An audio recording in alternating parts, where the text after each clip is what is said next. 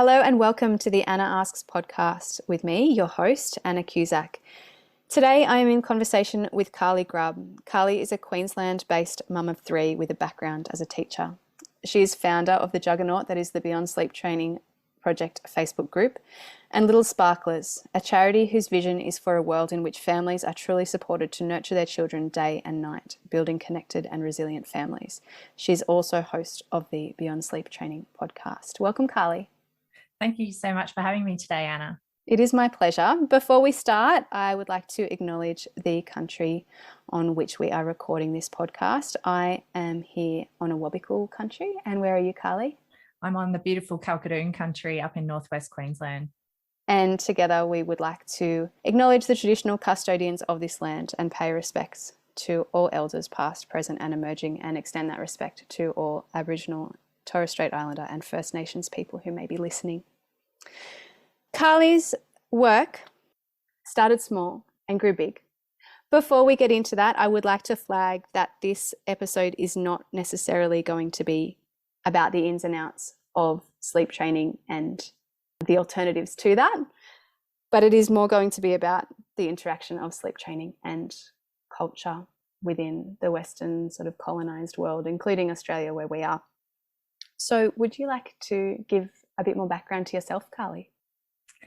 Well, as you said in my intro, I am the mum of three children. I was a primary school teacher before I had my babes, and I really enjoyed my teaching role before having children, but it actually, along with the work that I did, I really had a shift in me, and it's not something that I want to really go back to. And so it's been an interesting place to navigate life since becoming a mum.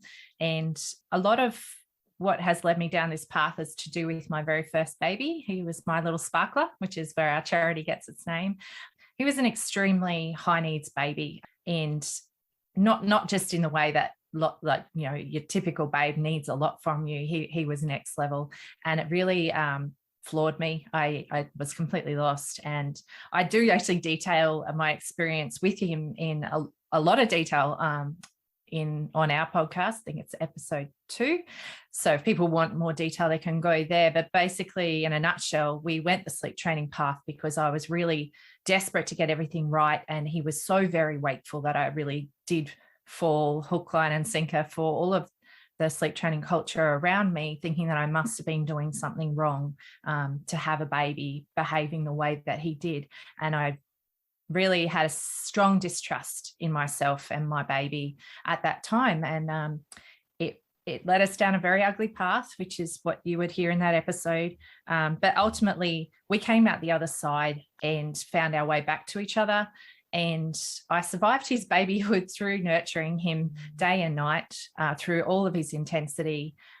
It was mind-blowing to me how I could actually do that after all the lies I'd been fed. Not that people necessarily thought they were lying to me, but like so much of the stuff that the sleep training culture had told us was all fear-mongering based. And so I was so fearful for my baby's development and well-being when I couldn't make it work. And so to watch him grow and develop with my nurturing and care really added ever more question marks to why I was being told those things in the first place.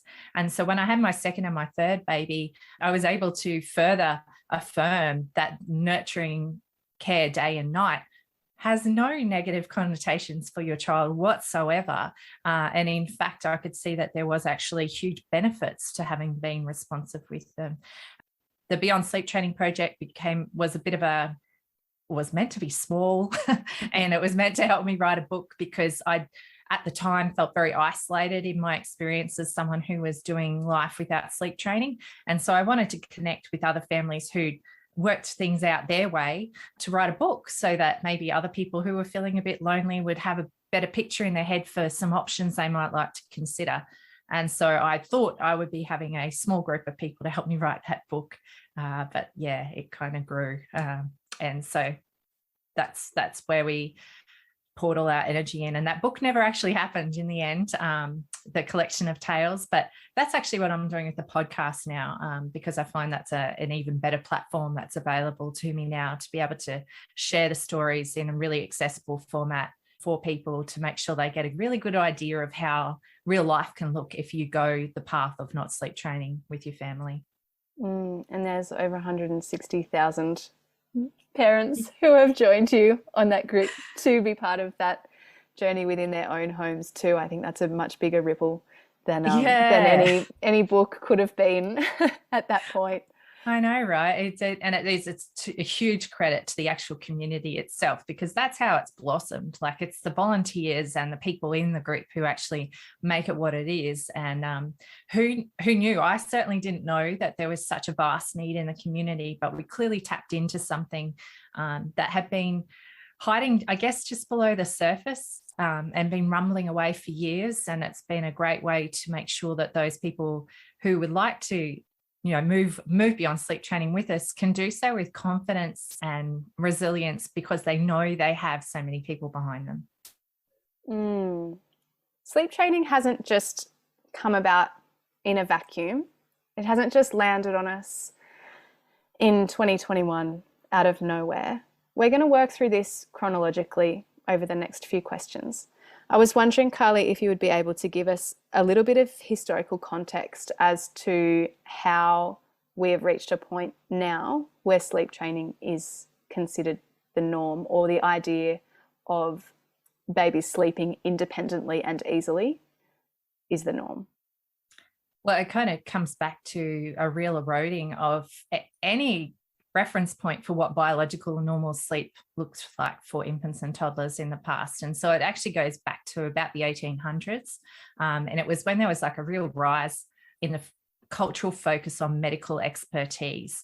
And the thing was, back then, medical expertise wasn't really very science-based, but it became quite a powerful reference point for culture at the time. And so initially there was like a misunderstanding about the role of stale night air, so in a room of groups of people, and the spread of disease. And so the idea of separating out people from that sleep space was meant to keep disease at bay. They didn't really understand germs and things at that time, but they thought there was something to the fact that people were so close together that was actually spreading disease.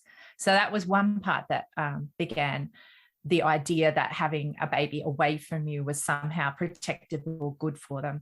And then there was, of course, the Industrial Revolution, which just completely changed the way families and communities operated, because it started to separate out the communities into more individual packages, if you like, with a lot of people moving away from the areas that they had previously lived and into more of I guess it's the beginning of that nuclear family idea, and shift work and whatnot started to really erode that idea of community and the more natural ways of being, I guess, in the community. And then the shift with the medical views of like listening to medical experts and things like that really took on a life of its own later in the 1800s too. And I think that was around the same time when childbirth also became more medicalized as well, and doctors started to step in, I guess, around areas that would previously have always been left to midwives. And so some of that knowledge that would have come along with the midwifery programs for women started to be lost as well. And then basically white men in white coats started to write books about parenting and things that they knew nothing about. And it came from a very non-researched, evidence-backed space, but they used it really effectively to make it seem that mothers needed to figure out how to better distance themselves from their child, as though it was going to actually help them to develop into, I don't get how, but into a healthier whole version of a human. And so they started with ideas about ignoring crying and whatnot. So there's one doctor was Dr. Luther Emmett Holt, I think I've got the right name, and he wrote The Care of Feeding and Children. He was super popular, but his work was one of the first ones that blamed night waking on feeding, and so started the idea of restricting timings about nursing and things like that, and also cried out. In the early, I think it was the 1920s, there was John Watson. He wrote The Psychological Care of Infants and Children. And honestly, it was awful. Like, he was the one who brought this extremely detached style of parenting, where he even made comments about how you should try to not hug or kiss your children. And if anything, maybe give them a little kiss on the head before bed at night, if you had to, kind of thing. And while it might seem like kind of rubbish now, back then when doctors told you things, it was seen as being spoken from a voice of authority. And so there was also not, this is all happening amongst this time when people have been separated out from living in communities where they would have seen how babies and toddlers behaved and how nurture and care could look. And so these mothers were genuinely looking for advice, and this was the advice that was being given, and it was widespread. So these men with white coats basically started to make it seem like you could spoil your child, you needed to limit your feeding, you needed to let them cry because it was good for their lungs, and be sure not to touch them too much, that kind of thinking. And it really set the stage. So you think about that, like that's the 1800s to the early 1920s to the 40s kind of era. That is, for a lot of us, either our grandparents to great-grandparents to great-great-grandparents. That's not that far removed from our own parents. And so how they would have been raised would have been heavily impacted on by this advice that was taken so popularly on. And so it would have been getting through this period harder and harder for people to be seeing examples of how normal infant and toddler sleep and feeding would actually look. And as soon as you keep removing those actual role models and examples from people's everyday life, it gets harder and harder for you to know what you can and should expect when you have your own babies. So that was where it was all based. Basically, it's when things changed, and it's very much a Western industrialized phenomena. This is not something that was going on in the vast majority of the rest of the world. It was very much focused on these places. And unfortunately, it's also where a lot of the research that then went on came out of. It came out of these communities. And so the norms of infant and toddler sleep became increasingly warped by what was being seen and the methods being used, or the values that were being held by the culture, has really shaped the way this area has been researched even to today.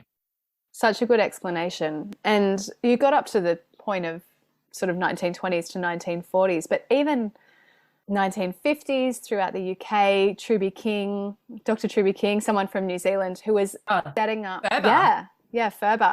Ferber. Ferber's a big one. So there's, it's all from there though, but you can kind of see from that base how those kind of books and advice made sense, because there was no context to go from. They didn't just drop that on people and go, hey, that's what you need to do. It was kind of a gradual eroding of what it even would have looked like to nurture a baby before these kind of ideas were brought in. So, when you're trying to protect your baby from germs in the 1800s and you're starting to try and create distance, of course, it becomes harder for you to be responsive to that baby. And so you can see how the problems started to rise and become common problems that needed to be solved right through that history. So by the time we got to, I think it was the 80s was Ferber, that was hugely popular. And then the cried out got slightly watered down by controlled crying, where they had the time check-ins and whatnot.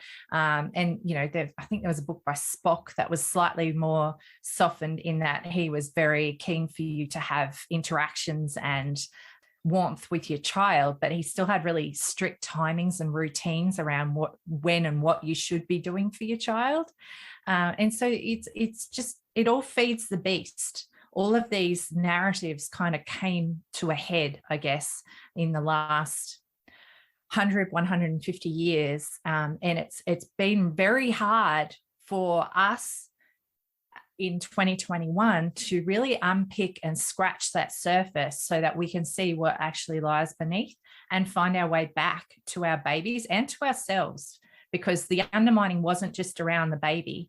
The undermining was of the actual nurturing and mothering work that was no longer seen as valuable in any way. It was something to be rid of as soon as possible. And that's a really important thing for us to understand. Absolutely. Okay, we've had our history lesson. If we're looking at our own lifetimes, our own pre-baby experience, what sets parents up to think that babies need to be taught to sleep? Because we're not going back and reading those books from Spock and Ferber and all those kind of historical doctors. What are we seeing in or not seeing in our lives that is giving us the impression that we need to intervene in our baby with our babies in some way, instead of just letting time take its course and developing naturally and biologically? I guess it goes back to if you actually really reflect on what you pictured of a baby before you had your baby. So we tend to find that people who actually had a lot of experience with babies prior to having their own baby, they might have a bit of a different view of what they can expect. But for many people, they haven't actually had much contact with babies. And so what they have is more of a preconceived idea that has been forming their whole life of how babies are when they come into your family. And for vast majority of us, that would involve things like a cot or a bottle, or maybe breastfeeding. I was a breastfed baby and I saw mums breastfeed around me, so I was familiar with that. But I know that was actually not the norm for most people. Bottle feeding would be the norm for a lot of people from their own reference points, but definitely a cot. And I definitely had no idea that babies could need lots of nurturing through the night outside of that newborn period. And I think that's really common. And if you think about TV shows, movies, representations of babies in the popular culture generally feed that beast again, because we know that babies are actually, there's that joke, isn't it? Never work with babies, children, or animals on TV, because it's a bit of a nightmare. But they'll often watching, I don't know if anyone has seen it's a Netflix series, Lucifer. My husband and I, it's like our guilty pleasure that it's so bad it's good. But there was an episode where Chloe, the main character, is holding her newborn baby, and it's literally a wrapped up blanket. They didn't even bother putting a doll in it. It's that fake. But that's the kind of thing that's going on. They use dolls, or they use a baby who's already been put to sleep. Or there's a fake baby in a cot over in the corner that they don't even hear from, or maybe they'll have a little squawk every now and then. And so you very rarely would have had an actual example being put in front of you that you're consuming, and your brain takes all of this messaging in. And so in the absence of any very realistic models of what it looks like to have a baby and nurture them and breastfeed them and see that they actually take up a lot of time and energy, we kind of have a blank spot in our mind for what we can even expect. And we know that this is one of the rudest shocks many families find. And there's a big old industry who's taken that on to make sure that they can continue to perpetuate this, because they actually make money out of these sleep problems. So problems that may or may not be problems. Exactly, because the problem is how you frame it and where you're even coming from to identify the root of that problem.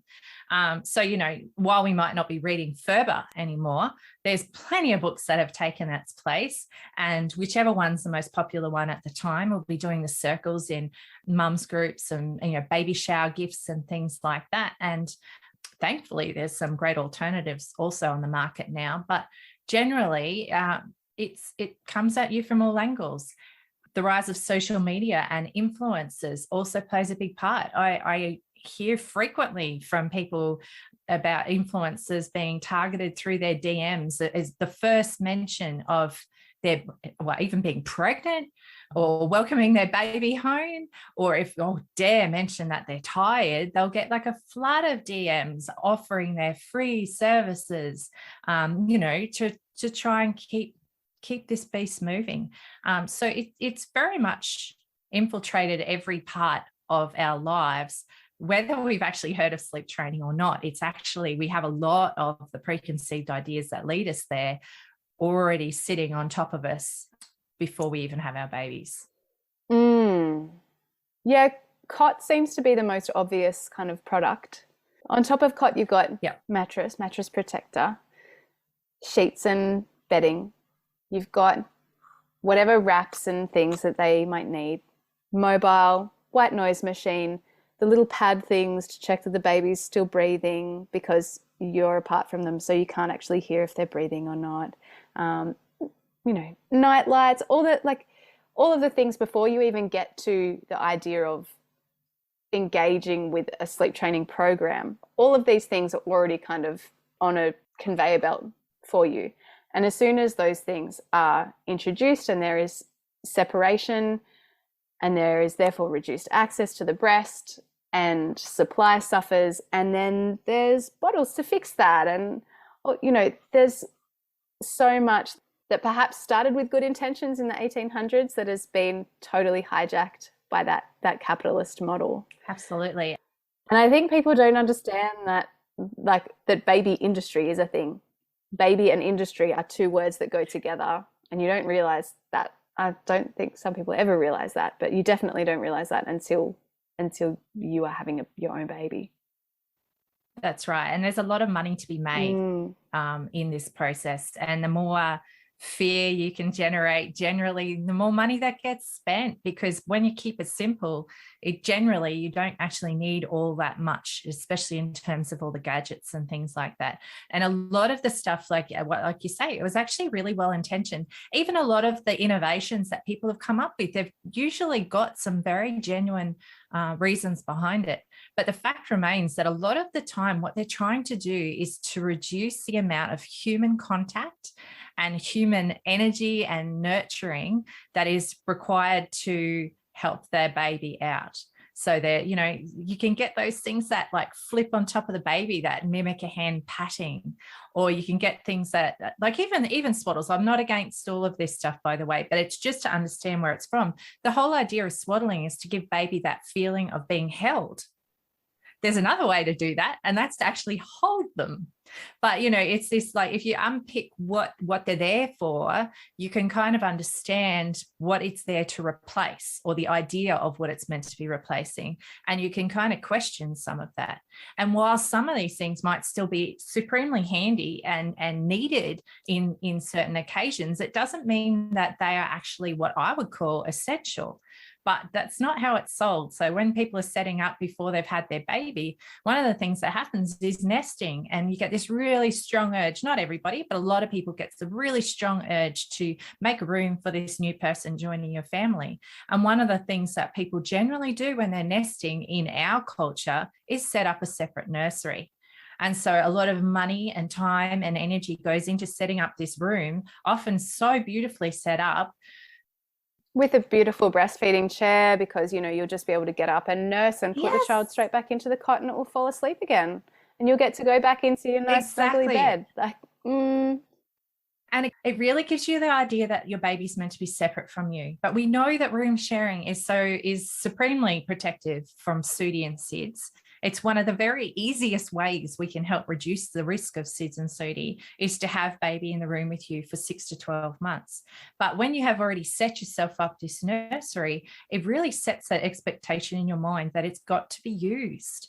And so even if you might start out with your brand new baby in the room with you, usually it's done with the full intention of moving them out as soon as you can.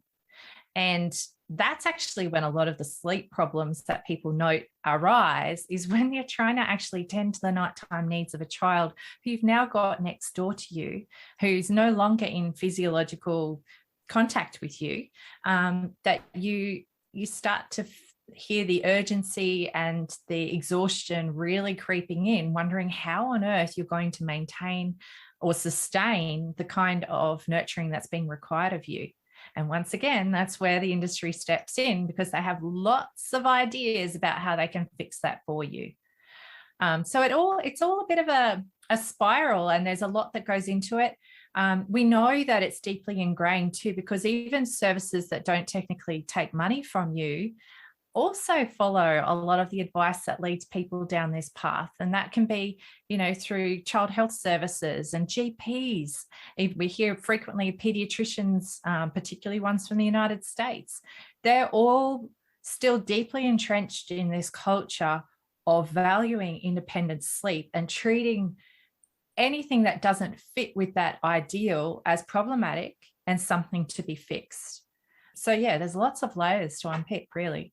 Why do you think it is that practitioners who are trained in an evidence-based approach, who are likely to have seen the 20 plus years of research that tells us how protective nurture is, regardless of if the sun is out or not, still fall back to these approaches? Is it something about internalized expertise, or just that we are all swimming within a culture that says this is how it must be done? Or perhaps is it about that there's not the belief that you can support the parent and the child at the same time? You have to choose between them because we live in this competitive individualist model. Like, is it all of these things? Yes, absolutely. It's all of it and more, because there's a real cognitive dissonance amongst the professionals who, like, even, the early parenting center that I attended actually ran a circle of security course, which is amazing, by day, while they helped us sleep train our infants at night.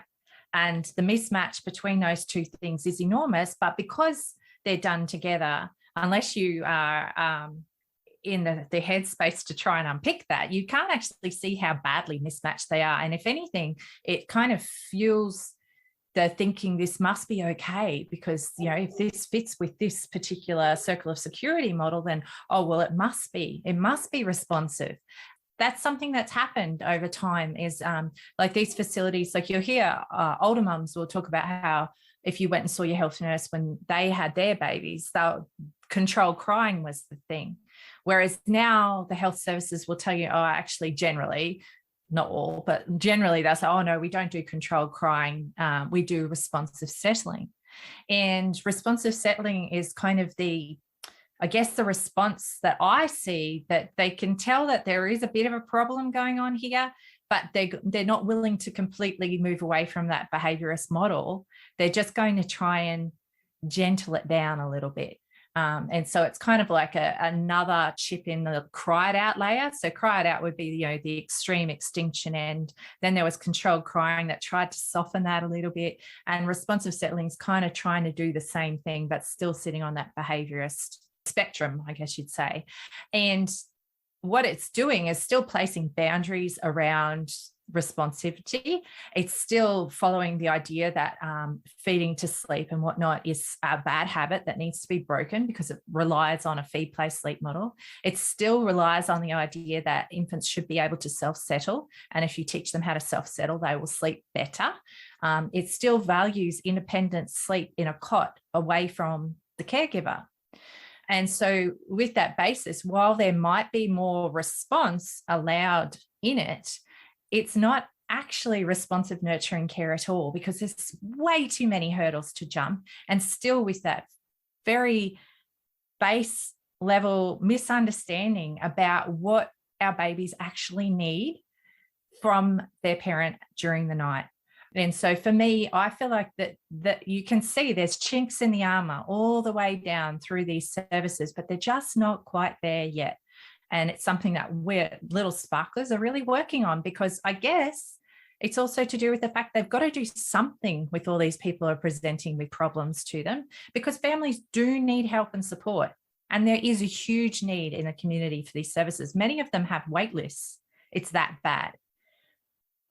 But unless they start to see how this beast is actually feeding that need, we're not going to see that change. And so that's what we're trying to do with our work in the Beyond Sleep Training Project and Little Sparklers. And that's to actually provide valid alternative avenues that mean that there's no need for these places in the end, especially around sleep and settling, because we should be able to build the community around families. That means that they don't need to access that kind of sleep training support anymore. That's what we're aiming for. That sounds like something I am so in for. So on any night, at least 20% of families are going to have their babies in with them, whether they plan to or not. Across the year, 80% of families are going to bed share at some point in time. Yet when we're pregnant, when we have a small baby, the official lines only talk about independent sleep and don't give us any information on how to bed share or even room share safely. Is part of the work of Little Sparklers to address the gap at the consumer level or at the practitioner level, or all of these things? Every level. We want to come at it from a full cultural perspective that needs to be in everybody's homes, but it also needs to be on TV. It needs to be in doctors' offices. It needs to be absolutely everywhere, because it is something that is absolutely backed by the evidence that we need to be able to help families reduce or minimize the risk of shared sleep within their family, because nearly everyone's going to do it, like you said, whether it's intended or not.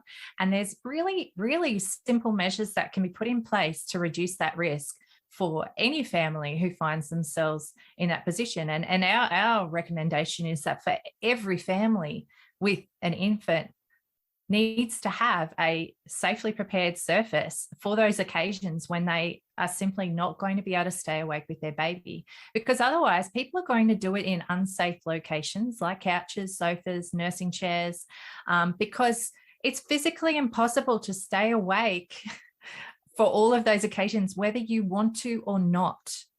So I was a prime candidate for this. I slept in extremely unsafe locations frequently with my first baby because I had only ever heard that co-sleeping was dangerous. I had no understanding that, if you asked me, he slept in his cot, not that he ever slept in it, but that's, that was where I said he would sleep, because I didn't acknowledge that all the times when I couldn't get him in his cot, and all the times I fell asleep with him on me in the nursing chair, because that's what you do when you are up and down like a yo-yo and your baby doesn't want to be put down in his cot. I didn't realize that was co-sleeping. And so, and dangerously co-sleeping. And so it was only once I had access to safer shared sleep information that I was able to draw that connection and actually begin to reduce risk for my family. And we know from the research, I think it's 75% of families will do it within the first 3 months of their baby's life. We need to know how to do that. We need to know how to prepare a surface for those occasions, whether that's the other thing too, like even families who actually are not good candidates for shared sleep still need to have a surface prepared, because even then there's going to be occasions where, regardless of how much you have tried to avoid it, it might happen. And if it's going to happen, it needs to happen on a prepared surface. So all of this messaging just, it's not an optional extra anymore. And we've been doing some consumer work with Queensland Health at the moment through their clinical guidelines team to help review infant safe sleep information in clinical settings. And we also are working on some research projects and whatnot as well around consumer resources. And Little Sparklers itself is in the process of developing professional resources for what we are aiming to create a whole training suite around sleep and whatnot, but it will include this safer shared sleep stuff as well. So yeah, we're all over it. Very important. Awesome. And I love that you are starting to work with those more governmental backed organisations as well, because it needs to be bottom up and top down to be able to meet everyone in the middle. So that's brilliant. Absolutely. And that's the thing with all of this stuff, is like when we're talking about professional training and whatnot, what's really been lacking is co-design. There hasn't been much co-design in anything to understand how these theories look with real life families in real life settings. And that's something that we can bring. We can offer that. We can, we've got 150,000 families who can trial run stuff for us. So it's really important, and I feel like we have got some really great opportunities coming up for us to be able to take that even further. And I think as you talk there, what came to my mind was that we actually have to be going through this kind of process of research in a more formalized way, even when it's something that should be the most natural thing ever, because until there is a time when people can report what's actually going on for them without a fear of judgment or stigma, or that they are reporting that they're not good candidates for co-sleeping but they're doing it anyway, we're not going to get a true picture, and we're not going to get the safest outcomes, because the cycle that is mum guilt works very much like the cycle of sleep training culture. So yeah, it's guilt, and it's also distrust. Like, there's very good reasons why people do not accurately report how their family is finding sleep to practitioners, and that's because there is significant risk in certain settings for you and your family if you were to actually admit that you were co-sleeping. That's particularly true for families in the US, and we're always really mindful of that in the group, because I feel like we have a bit of better protections from that side of things in Australia. It's not flawless, and there'd be vulnerable families who that is not something that they feel safe disclosing, because it might be something that's used against them down the track. So we just have to be really mindful of that, because it is a privilege to feel safe enough to disclose. So we do encourage families to be honest with their care providers, but only those who feel safe to do so. We would never expect a family who feels at risk in doing that to fess up. It's not on them to do that. It's for those of us who feel safe to do so that we should be using our voices to make sure that it's known that this is not something that's isolated, and it's something that many of us actually really value in our caregiving. Yeah, because it's always about those of us with privilege paving the way, getting out of it. Has to be paving the way, but also getting out of the way when it is the time for those who are marginalized to use their voice. Because I can conceive how it would be, looked upon as almost a non-issue for me to go to my GP as a thin white woman in a stable relationship to go and talk to my GP about that my child is co-sleeping with me. I can also see how a friend who is an Aboriginal mum who has a child with disability is going to be viewed very differently, and potentially as a danger to her child in going to have that conversation with her doctor.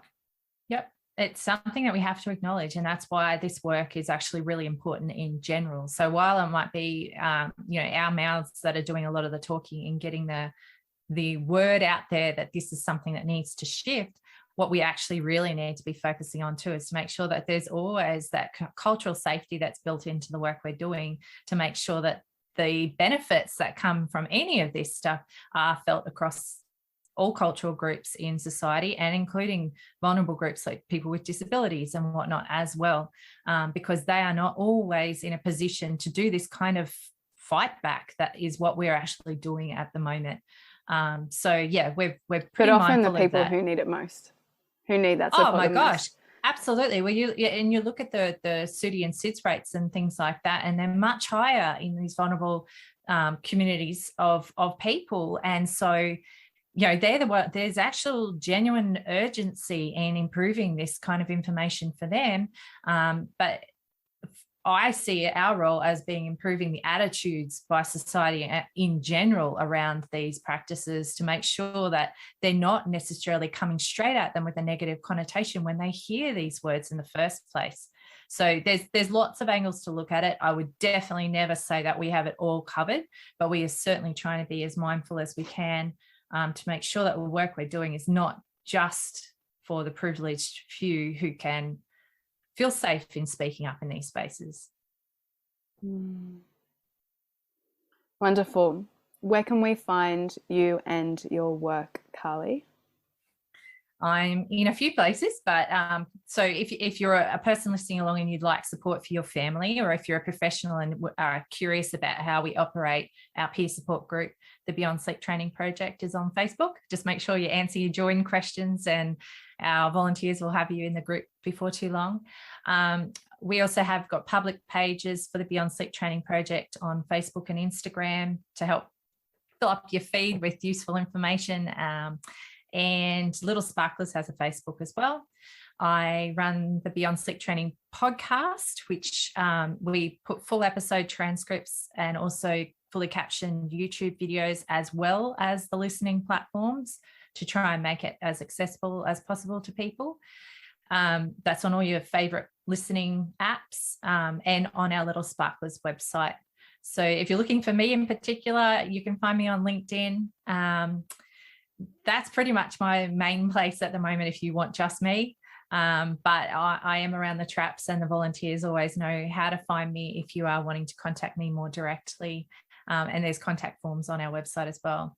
We do have a newsletter if you're looking to find out what's going on there as well. And honestly, if you are financially in a spot to help us out, we are always open to donations, because it's actually very hard space to get into funding, funnily enough, in pandemic world. So yeah, we'd really appreciate any financial support if people have that on offer as well. No worries. And what is the web address for the Little Sparklers?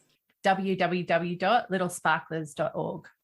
Brilliant. Thank you, Carly. I will make sure that all of those places go into our show notes. I do so appreciate your time and insight on this topic. You are a fountain of knowledge, and if you ever felt the call to write that book, I think the words would just spill out onto the page and you would have to do very little research about it. Thank you very much. One day maybe. I don't know. I think with the podcast, I'm feeling less of an urge to do it now, because it was more about the means to an end, I guess, in getting the stories out there. So I think I'm just really enjoying having the podcast to hear everyone's stories, and it's been a real privilege to do the job. So It's been great. Thanks again, Carly. Thanks for having me. That's the end of my chat with Carly, but don't head off just yet. If you've been considering getting a copy of my book, Mama You're Not Broken, now is the time. Use the code SPARKLER at the checkout on my website, and $2 from every purchase will go directly towards the Little Sparklers Foundation. It's been so nice having you here. I hope you enjoyed listening as much as I enjoyed recording.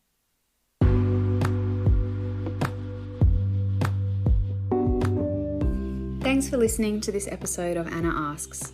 If you'd like to support this podcast and contribute to the payment of the diverse guests we learn from, please head to www.annacusack.com.au/podcast. While you're on the website, you can click around and grab my book, Mama You're Not Broken, download my free 6 Steps to Your Peaceful Postpartum e-guide, or check out ways we can work together. Let's continue the conversation on Instagram and Facebook too, @AnnaCusackPostpartum. Remember to hit subscribe on your podcast app, and until next episode, bye for now.